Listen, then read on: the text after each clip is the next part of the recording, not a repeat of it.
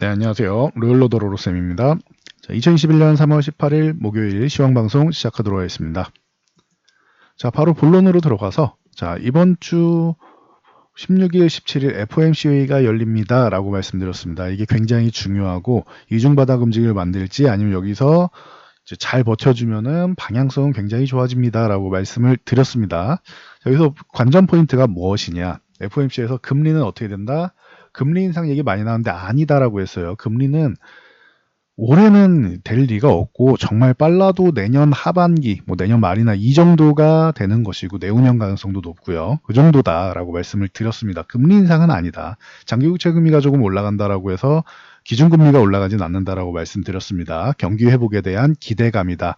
그리고 장기국채 금리를 이제 국채 매입을 통해서 이제 뭐 정책적으로 이제 조정을 할 수가 있는데 오퍼레이션 트위스트나 이제 YC 같은 경우가 있는데 연준의 의장인 이제 제롬 파월 의장이 우리는 그런 시장에 개입을 하지 않아도 안정될 것이라 믿는다라고 계속 얘기를 했습니다. 그리고 재무부 전직 연준 의장이면서 현재 재무장관이죠. 제니 옐런 의장 같은 경우도 이제 장관이죠. 장관 같은 경우도 동일하게 말했습니다. 자신감을 표현을 하는 거죠. 우리는 고용 부분이랑 그리고 물가 부분이 안정될 때까지는 금리 인상 안 한다. 그리고 아직까지 너무나도 여유가 있다. 저 표면적으로 나와 있는 거 외에도 그 이상의 여유가 있기 때문에 걱정할 게 없다라고 일축을 했죠. 그래서 특별한 정책을 펼치지 않아도 여기서 이제 점도표나 이런 부분을 좀 확인해서 특별히 모난 사람만 없으면 괜찮다라고 했어요. 연준 의원 중에도 회의를 할 거 아닙니까? 그럼 그 중에서 모난 의견, 나는 올해 금리를 인상해야 돼. 이런 혼자 그런 모난 의견을 표현하지만 않으면 괜찮다라고 말씀을 드렸는데 금리 전망, 뭐 금리는 동결됐고 점도표 같은 경우도 2023년까지 제로금리 지속되는 게 이제 뭐 당연시 이제 여기고 있습니다. 그리고 국채민이나 이런 양적 완화 같은 경우도 전원 만장일치로 의견이 일치가 되었다라고 생각하시면 됩니다. 이 정도까지 보시면 되고 대신 기존에 제가 말씀드렸듯이 빨라야 2022년 내년 말이죠. 그리고 늦으면 내후년인데 이 전에도 금리 인상은 꼭 아니더라도 뭐 테이퍼링이라던가 이런 유동성 회수에 대한 우려감이 나올 수는 있다. 근데 그 우려감이 나오는 게 올해가 아니고 내년 정도가 될 가능성이 높다라고 말씀드렸어요. 올해 같은 경우는 그냥 조정의 핑계 정도로 생각하시면 돼요. 실질적으로는 그런 해당 정책에 대해서 고려하는 건 이제 내년 정도부터라고 생각하시면 됩니다. 그래서 정말로 시장에 조정을 줄 만한 핑계가 별로 없구나. 경기는 조금 회복되기 시작하나 보다. 혹은 회복에 대한 기대감이 있나 보다 정도로 생각하시면 됩니다. 그리고 장기국채는 지금 이미 한 차례 올라왔다 왔기 때문에 뭐 1.7%대까지는 별로 걱정을 하지 않아도 된다라고 생각하시면 2% 넘어가면 그때 또 한번 뭐 얘기는 나올 수 있겠죠. 그래서 참고하시면 되고 일본에서 국채 투매도 마무리되어 간다. 그러다 보니 이제 다우지수 같은 경우도 그냥 횡보하고 있습니다라고 말씀드렸는데 조금 올라서 사상최고가는 달성했지만 뭐 크게 의미를 사상최고가라는 것 외에는 큰 의미를 가질 수는 없는 것 같아요. 지금은 계속 사상최고가는 써나가고 있는 거니까 오늘 같은 경우는 그냥 횡보하는 흐름이다 정도로 보시면 됩니다. 그리고 나스닥 같은 경우는 제가 이렇게 최근에 기술주들 조정받았는데 이렇게 하락이 나온 후에 상승 구간에서 이런 식으로 이제 역헤드 앤 숄더 모양을 만들 수 있다. 그리고 오늘 좀 기분이 나쁘면은 이중바닥성 움직임 정도는 나올 수 있다. 네, 특별히 안 좋은 얘기는 없었습니다, 오늘. 그렇기 때문에 모난돌이 없었기 때문에 지금 이렇게 이중바닥성보다는 조금 양호한 흐름으로 이렇게 흘러갈 가능성이 있지 않겠느냐 보시면 되고요. 지금 구간에서 이 60일선, 20일선 위쪽에서 그냥 횡보만 해줘도 됩니다. 그러면은 모양이 이런 식으로 가게 되겠죠. 그래서 회복되는 구간으로 잘 진입하고 있고 이중바닥성 움직임보다 이렇게 역헤드 앤 숄더 모양으로 횡보하는 모양만 나와도 굉장히 좋은 수급이다. 그러면은 지금 구간에서는 이제 13,300포인트 전후 요 구간만 뭐 단기적으로 이탈해도 빠르게 회복되거나 아니면 그냥 유지해주면 제일 좋고요. 그 정도 움직임만 나오면은 나스닥도 아주 훌륭하다라고 생각하시면 됩니다. 자, 우리나라 증시 뭐 걱정할 게 없죠. 저렇게 미국에서 안정적으로 취해주면 우리나라의 문제가 아니라 미국의 문제였지요. 미국에서 장기국채 금리 올라가는 게. 그래서 금리 인상 뭐 우려감이 있다라고 했는데 금리 인상은 안 된다라고 말씀드렸고, 대신 수급적인 부분이 문제여서 수급만 조금 개선되면 된다. 과하게 저렇게 밀어내리고 있는데 특정 종목들에서 이제 신용 물량 그리고 스탁론 같은 이런 레버리지 물량을 좀 털고 이제 뭐 현금을 다시 유입하더라도 그런 신용 물량은 조금은 털고 가려고 한다라고 말씀을 드렸는데, 그 부분에서 어느 정도 해소가 나왔고요. 만기일 전후가 될 것이다 했는데 정확하게 만기일부터 해가지고 좋은 모습이 나왔죠. 그래서 한 차례 반등 나오고 3050 중요하다 했는데 이 구간 위쪽에서 지금 움직이고 있습니다. 21선, 61선 올라왔죠. 그럼 21선 기울기가 아래로 내려가다 이제 다음 주 정도면 이제 꼬리를 말아서 올리겠죠. 그러면 그때부터 다시 위쪽 방향에 대한 기대감이 올라올 수 있다.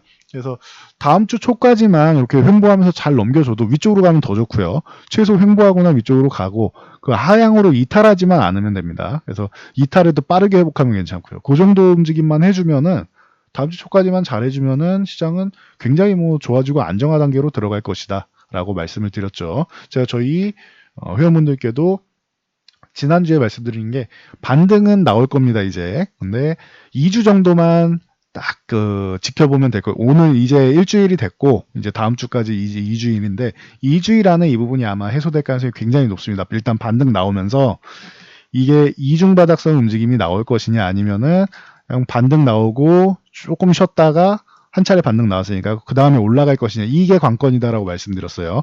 코스피 지수로 보면은 뭐 크게 뭐 반등도 아니고 그냥 박스권인데 코스닥으로 보면 더 명확하게 할 수 있죠. 코스닥 같은 경우 수급적으로 밀어내렸다가 반등이 강하게 나왔죠. 지금 굉장히 강하죠. 제가 이 부분에서 900포인트 차라리 이탈하는 게 낫습니다. 이럴 거면은 지지부진하게 이렇게 갈 거면은 이렇게 짧은 수렴 과정을 이렇게 거친 다음에 그냥 차라리 이탈을 해서 900포인트를 한 차례 이탈한 다음에, 이탈하는 게 좋다는 게 아니에요. 이탈한 다음 움직임, 그게 저점 매수가 들어서 아래 꼬리를 길게 달고 빠르게 회복해서 탄력 있게 반등이 나오는 게 중요하다라고 말씀드린 게 지금 다 현실이 됐죠. 그거는 제가 이미 그 3월 초에 말씀드렸던 거니까 뭐 벌써 한 보름 지났네요. 그래서 말씀드렸던 부분이 이제 현실이 됐습니다. 그리고 930포인트 구간 돌파하는 게 일단 1차 관건이다. 여기까지만 돌파해서 안착해도 안심하셔도 됩니다. 안착만 하면 된다. 그리고 950까지 넘어가면은 이제 1000포인트 돌파를 노릴 수가 있다라고 말씀드렸는데 지금까지도 굉장히 강하게 950포인트까지도 잘 두들기고 있습니다. 이제 21선 기울기가 아래로 가다가 이제 완만해지고 있죠. 다음 주에 이렇게 돌린다고 말씀드렸어요. 코스닥도 마찬가지고요. 그렇게 되면은 여기서 조금 쉬어갈 수는 있지만 위쪽 방향을 보게 될 것이고 꼬리를 말아 올리면은, 그리고 만약에 950포인트를 그냥 먼저 돌파해서 위에서 기다리면은 꼬리 말아 올리는 게 더 빨라지고 각도도 좋아지겠죠. 그럼 1000포인트 돌파는 더 빨라질 수 있다. 그래서 지금 포인트는 이제 930에서 950 사이에서 이렇게 잠깐 쉬면서 기다릴 것이냐, 950을 넘어가서 기다릴 것이냐를 보면 될 겁니다. 그러면은 이 사이에 이제 시장은 꾸준히 좋아지고 있다라는 거. 여러분들 종목들도 굉장히 좋아지지 않았나요? 저희는 그렇게 지금 확인이 되고 있는데 지금 구간은 굉장히 좋은 구간이다. 수급을 보셔도 뭐 짧게만 말씀드리면은 이제 주식 매도에 대해서 크게 우려감이 없죠. 연기금이 좀 매도를 해도 좀 안정적인 수급이 들어오고 있죠. 그러니 편안하게 보시고, 코스닥 같은 경우도 좀 안정적이죠. 지금 현재 투시나 사모펀드가 좀 매수해주면 좋겠습니다라고 했는데 투시나 사모펀드에서 일부는 매수가 들어오고 있죠. 코스피 코스닥 매수가 좀씩이라도 들어오고 있죠. 이러면은 안정적이다. 그리고 외국인들이 만기일 지나고 나서는 이제 선물을 매수했다 매도했다 이제 하면서 선물은 거의 중립 정도가 되는데 오늘 수급만 보면은 다 상방이죠. 코스피 주식 매수 코스피 위쪽, 선물 매수 위쪽, 콜옵션 매수 위쪽이죠. 그러면은 주말도 앞두고 있고 제가 다음 주 초까지만 이렇게 횡보하던지 좀 이제 연준에서 FOMC를 마치면은 여기저기서 이제 인터뷰를 합니다. 그 전까지는 이제 말을 못하게 하는데 그 기간은 이제 블랙아웃 기간이라고 합니다. 2주 동안. 그래서 최근에는 이제 제가 말씀을 좀 덜 드린 게, 블랙아웃 기간에서는 연준 의원들이 말을 못해요. 연준 앞두고 한 2주 정도. 그래서 그 기간 동안 이제 뭐 시장이 좀 안정을 찾고, 그리고 이제부터 말을 할 수 있죠. 블랙아웃 기간이 끝났으니까 한 명 한 명 얘기를 할 거란 말이에요. 인터뷰를 하고. 그죠? 그러면은 이제 혹시나 이제 돌발 모난돌이 나올 수 있다라고 했죠. 그럴 수 있으니까 이제 혹시나 모를 이제 풋옵션을 해지 정도는 걸어오는 거죠. 주식, 선물, 옵션 다 상방으로 해놨으니까 콜옵션까지 다 상방으로 해놨으니까 하방 포지션 뭔가 하나는 있어야 될 거예요. 보험은 드러나야 될 거예요. 만약에 조금 밀리면 어떻게 할 거예요? 다 위쪽 포지션만 잡아놨는데. 여러분들은 이제 자금이 제한적이니까 단방향으로 매매하시는 분들이 많지만 외국인들이나 기관 같은 경우는 합성으로 혹시나 내가 메인으로 선택한 방향과 반대로 흘러가더라도 이 손실을 보충할 수 있을 정도로 했지 보험을 다 들어 놓습니다. 그래서 이 풋옵션은 그 정도라 생각하시면 됩니다. 그래서 콜옵션 같은 경우는 위쪽 방향에 대한 기대감이고 풋옵션은 만에 하나 모를 주말이든 뭐든 그런 블랙아웃 기간이 끝나고 혹시나 모를 그런 이제 모난돌이 등장할까 그런 우려감에 혹시나 모르니까 가져가는 겁니다. 이 정도는 가져가도 되는 겁니다. 그래서 주식, 선물, 콜옵션 다 매수가 들어왔으니까. 그래서 수급적으로는 굉장히 좋은 날이었다. 그리고 수급이 지금 만기 이후로 개선돼서 좋아진다라는 것을 여러분들이 눈으로도 확인하실 수 있다라는 거예요. 그래서 여기까지만 보시면 될 것 같고요. 자, 삼성전자는 이제 8만 원 부근으로 이제 수렴해 가고 있다라고 말씀을 드렸습니다. 8만 원 부근 수렴해 가는데 수렴 과정이 끝나면은 위든 아래든 방향성이 나온다. 저는 위쪽 방향성이라고 보는데 만약에 아래로 내려가면은 삼성전자를 매매하시는 분들은 감사합니다 하고 78,000원 아래부터는 이제 분할로 더 사도 되는 구간이다라고 말씀드렸어요. 대신 이제 위쪽으로 가게 되면은 기존 이 박스권으로 들어가는 거다. 87,500원이 상단인데 9만 원 정도로 놓고 보시면 좀 더 안전하다라고 말씀드렸습니다. 이렇게 해서 9만 원 정도를 넘어가면은 그 다음엔 다시 한번 위쪽 방향으로 간다 말씀을 드렸고 삼성전자보다는 SK하이닉스가 더 낫다라고 누누이 말씀드리고 있습니다. 삼성전자 저렇게 단기 급등 때문에 못 올라가니까 하이닉스처럼 이렇게 추세를 만들어서 올라가는 기업들이 더 유리하다. 그래서 13만 원 쪽에 수렴한 후에 하이닉스는 삼성전자보다 먼저 움직여도 된다라고 제가 말씀을 드렸죠. 위쪽 방향으로 먼저 한 차례 돌파 시도가 나왔고 그리고 나서 21선 조정 나온 후에 다시 한번 위쪽 방향을 노려보고 있습니다. 참고 정도 하시면 될 것 같고요. 자, 뭐 이 외에도 뭐 DB하이텍이나 텍스나 한미반도체나 이런 D램 쪽의 슈퍼사이클 계속 말씀드렸고 낸드 가격도 지금 상승 얘기가 나오고 있지요. 그러면서 전체적으로 메모리 쪽 호황이 연출되고 있다라는 거 여러분들이 이 부분을 놓치지 않고 가시고 중간에 성장주에 잠깐의 휴식 구간을 주더라도 이 사이클이 산업 동향이 바뀌지는 않아요. 이 부분만 여러분들이 명확하게 의심하지 않는다라고 하면 투자하시는 데는 걱정하실 필요가 없다라는 거 참고하시고요. 자, 네이버 같은 경우 스마트 스토어가 지금 17조 수준이었습니다. 그런데 올해 같은 경우는 25조까지 이제 뭐 성장을 이룩하겠다라고 목표를 잡고 있죠. 거기에 2025년도까지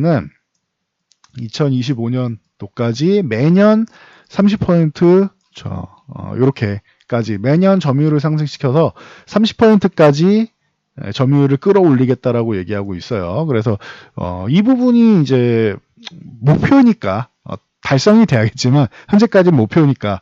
근데 그런 상황에서도 쿠팡에 비해서는 너무 이거 저평가되어 있는 거 아니냐라는 얘기가 뭐 계속 나오고 있죠. 실제로 쿠팡이 지금 뭐 100조 왔다 갔다 한다라고 하면은 네이버도 지금 시총에 있을 필요는 없다라는 그런 개념이 되는 것이죠.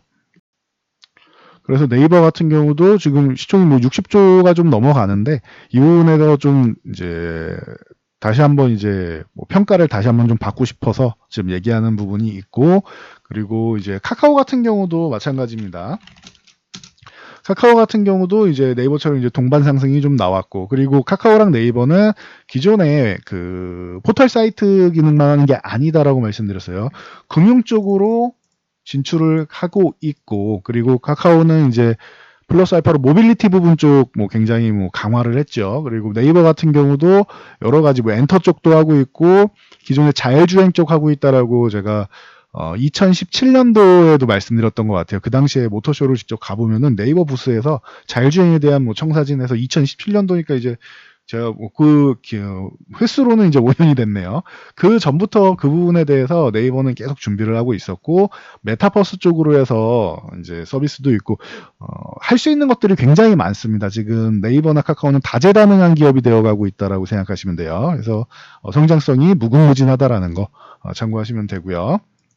자, 그리고 폭스바겐에서 이제 그 각형 배터리를 이제 500만 대를 이제 발주하겠다 이렇게 뭐 얘기를 선언을 했다라고 보면 되겠죠. 그래서 뭐 이 부분에 대해서는 각형에 해당되는 거는 그러면 삼성 SDI는 어제 뭐 내려오긴 했는데 삼성 SDI는 그러면은 괜찮지 않느냐라는 얘기가 나올 수 있어요. 유럽 쪽에 또 집중하기도 했고 그래서 이 해당되는 삼성 SDI 같은 경우는 이번 포스바겐 이슈가 그렇게 우려할 만한 이슈는 아니지 않느냐. 그리고 LG에너지 솔루션이나 SK이노베이션도 파우치형만 하는 게 아니에요. 파우치형도 하는 겁니다. 그리고 주력을 그쪽으로 하고 싶은데 뭐 같이 이제 표준을 맞춰야 되는 거니까 그럼 폭스바겐이랑 이제 거래를 하고 있다. 그러면 어떻게 해야겠어요?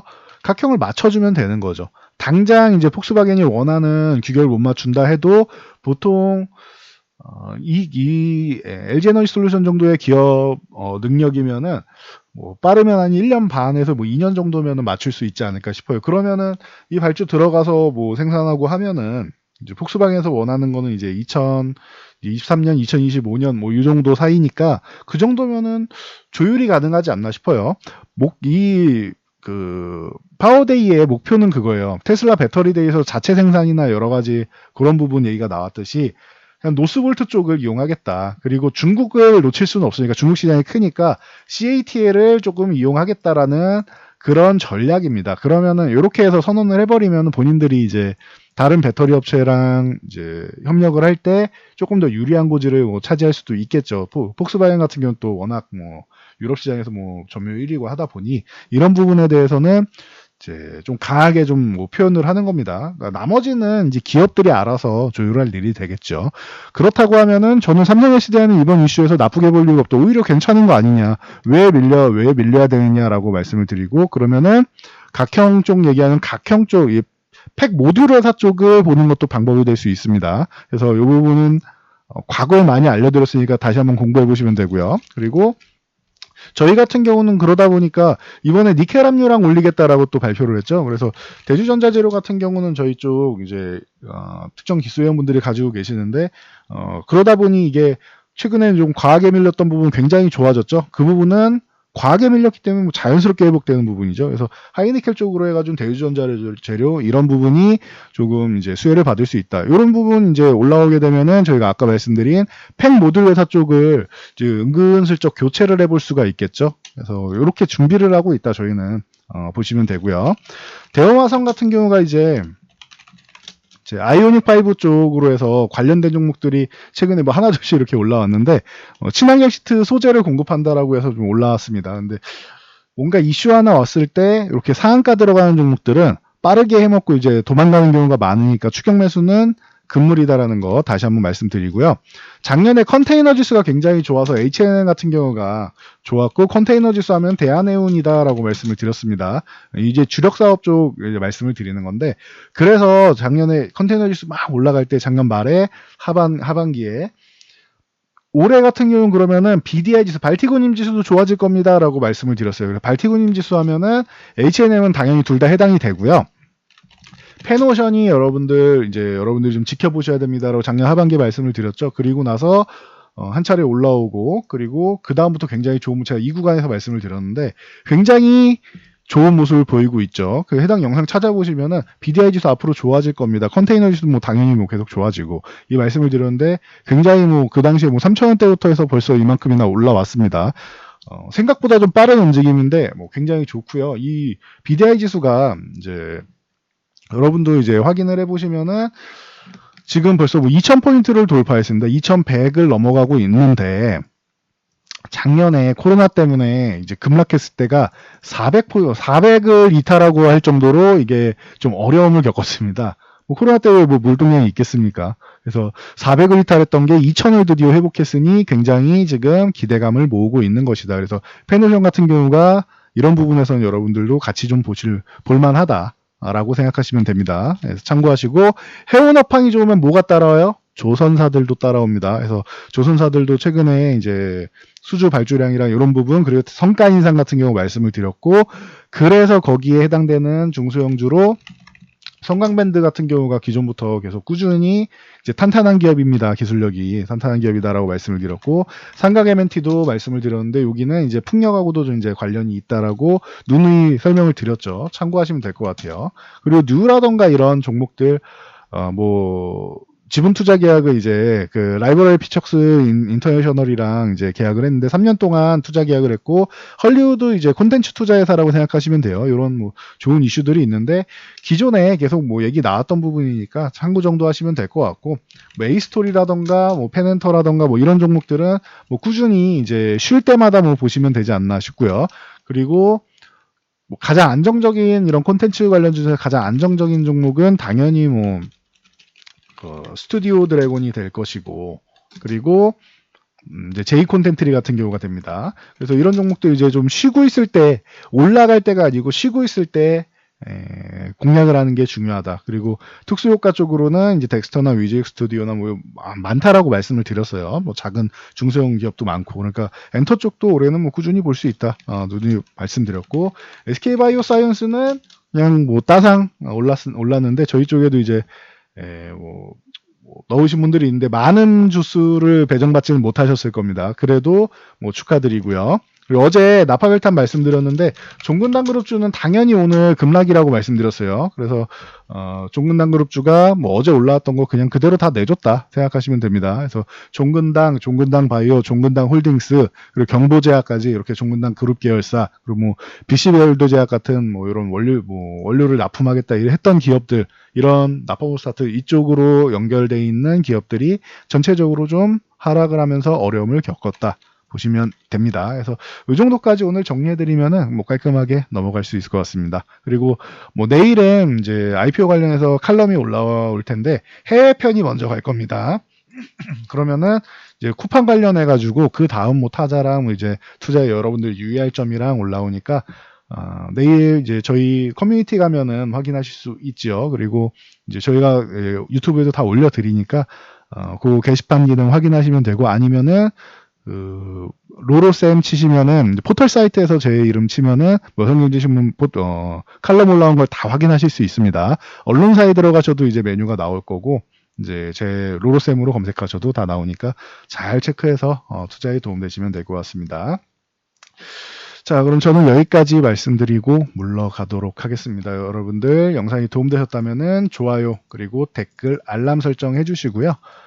그리고 영상 잘 참고해서 모두 안전 투자하시기 바랍니다.